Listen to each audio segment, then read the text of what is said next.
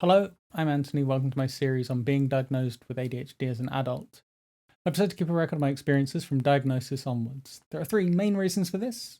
Number one, I'm in the UK rather than the US, so things work differently for us. Number two, I have the distracted and attentive type rather than the more hyperactive type. And number three, I'm an adult. I'm 41 years old. In this particular video, it's been a week since my diagnosis, and I'm starting to reflect on how things went for me. So it's been a week now. I've had some time to think about things, and I thought I might just answer some questions. These are questions from another video. Actually, it's a video about being diagnosed with ADHD as an adult, so I thought these would be a good selection of questions. Question one, when were you diagnosed? I was diagnosed at the age of 41. So, yeah, whereas a lot of people are diagnosed as children, I took a little bit longer too. What made you seek a diagnosis? I went looking for a diagnosis for two reasons, really. First of all, I was a teacher, and a lot of my students, I was teaching game development, a lot of my students did seem to have the distracted type ADHD or actually the hyperactive or mixed type. So I was starting to look at some of the struggles they had and thinking, I have that too. At the time, that didn't really make me think, oh, I have ADHD. It was just, well, I know how to help with that, I suppose. So that was part one. Part two was making friends with a couple of people, and one of my friends also does have adult ADHD. So she started looking at some of the struggles that I was having.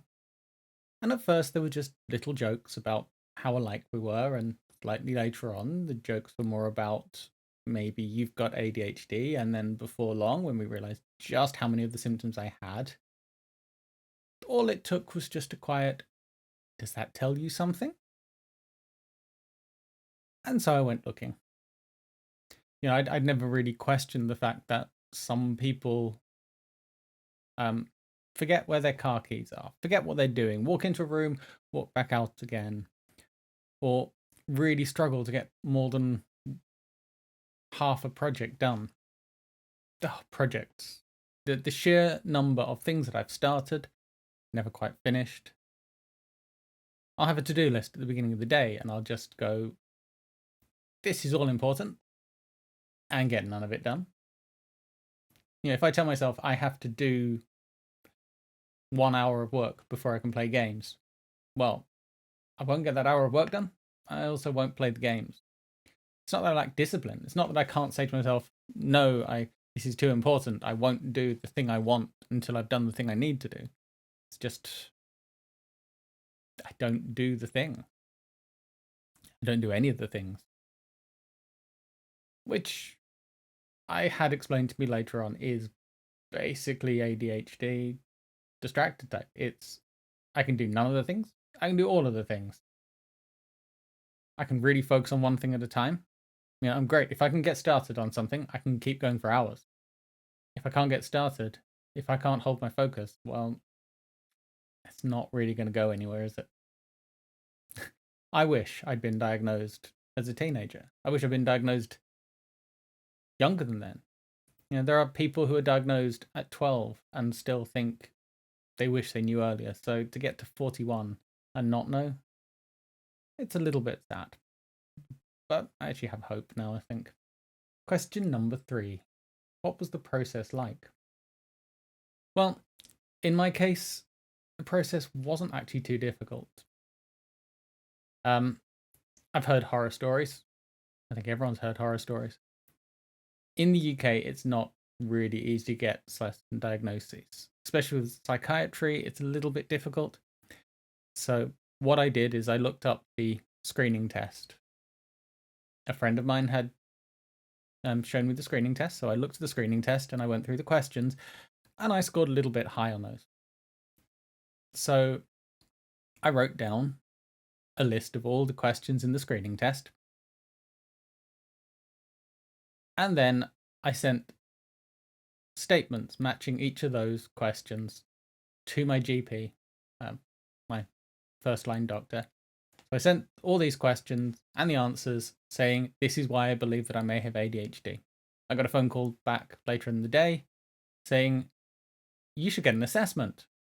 Well, yes, So I got the assessment, well, last week now.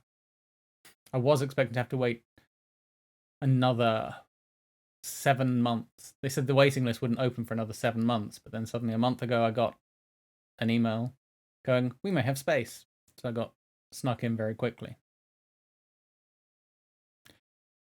I spoke to a psychiatrist who took me through all the individual things that I might be worried about. A psychiatrist sent me a set of checklists. So I went through the checklists and I filled in, are these things affecting me sometimes, a lot of the time, all the time, never? I had another set that I had to give to my wife, so she answered those for me. And based on these questions, I sat down with a psychiatrist, and the psychiatrist asked me about how it affects my life. Started asking about simple things, are these things affecting you? At one point, he asked, do you have to fidget if you sit still? If you sit for too long, do you start to fidget? Look down at my leg. Fidgeting right now, does that count? That's the thing. It always happens. It's not like this is something that sometimes I'm affected by a little bit of jiggling in the leg. Right now I'm holding myself quite still, but normally if I have to sit still too long, it drives me crazy. And this is without the hyperactivity, but this is just me as a distracted type. I can only imagine some people with the hyperactive type, of course they're going to be fidgeting. Of course they're going to be really struggling to sit still. At the end of this, he turned around and he said, well, it is quite clear you seem to have the distracted type ADHD. You fit all the diagnostic criteria. Do you mind waiting 16 weeks? So, 4 months to get the medication sorted out. So he did take me through what the possible medications were. There's another team that deals with that. So what he did was he took me through, these are the medications we like to use. The one he recommended was unpronounceable, but more commonly known as Ritalin. So I came out of this meeting with a good idea of what was going on. He said 16 weeks, that's a really good chance for you to go away and do your research, learn some more about it, think about it, make sure you definitely want these things. Question 4. Did you get treatment right away? Unfortunately, the current waiting list is 16 weeks for the titration service. That's the name that they give to the group of people who give you the initial dose of medication, guide you through it, check, is it working? Do you need more? Do you need to cut down? So they'll slowly build it up and reduce it just to see, can I get the right dosage? So in the next 16 weeks, what's going to happen is that I'll have to do some ECGs and get my blood pressure checked. Whereas a child probably wouldn't need to worry too much about the side effects of being given Ritalin. An adult, we need to be careful that, I'm not going to suddenly fall down dead. So what's going to happen, they're going to test, make sure that I've got a low enough heart rate, make sure my blood pressure is not too high, make sure I survive just being given these high dosages of stimulants. So hopefully in 16 weeks, I'll be able to start the first dose, slowly build up, see how it affects me, see whether I can tolerate it.